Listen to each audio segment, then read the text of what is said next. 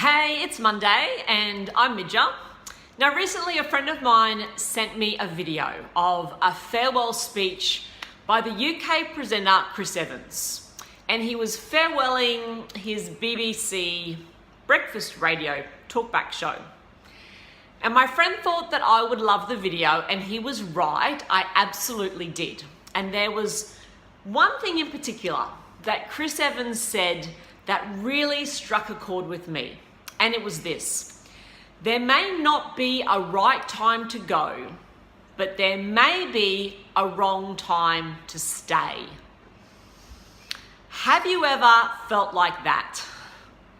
I know I have. When you get to that point, and it might be in a relationship, like in a friendship or a marriage, or it might be in your professional life with your career or with a job, when it's like, you know what, I don't want to go, but I know I can't stay. And this is a really tricky situation to be in because you feel anxious and there's a whole lot of uncertainty around it. And in the words of the UK band The Clash, having a bit of a UK theme here today, but their song, Should I Stay or Should I Go Now? Remember that?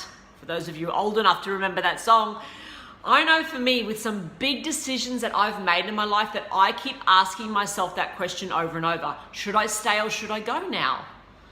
I asked myself that when I farewelled my marriage and when I farewelled my professional corporate career as a solicitor. And there was a whole lot of anxiety and uncertainty around those decisions, but I knew that I couldn't stay. And we know that because there's this feeling of maybe unhappiness and uneasiness about a situation, that we're worrying, that we're anxious, that we're stressed. We feel like we're not valued, we're not understood, and that we just can't be ourselves. And we know that something needs to change. But of course it can be tough. It can be tough to go and to say goodbye. So what are some steps that you can take? Well, I think the first thing you can do is to think of your life as a series of acts, just like a stage production. So all this means is that that act is over, time to take your bow and the curtain comes down, and it's time for the next act. And look at it as an opportunity. What comes next? What else is possible? The second thing that you can do is deeply connect with what you want to experience next, in the next act. What's the ultimate outcome? And then go deep with this. So not just surface stuff, but go deep. And when I was making these big decisions to leave, to go, look, I brainstormed lots of things and what I wanted to experience next. But when I went deep with it, the word that kept coming up was freedom.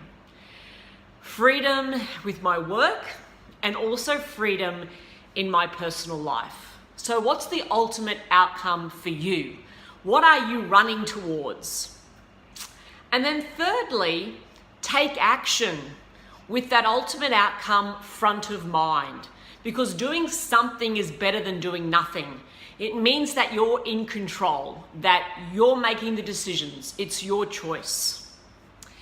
And for me, I keep that ultimate outcome, the vision I have for this act, and that feeling of freedom always front of mind. Because sometimes you want to slip back and you question whether you've made the right decision or not, and you start to panic. So you need to keep those feelings really close to you so that you move forwards and not backwards. I'm MIDJA. Mwah. Bye guys.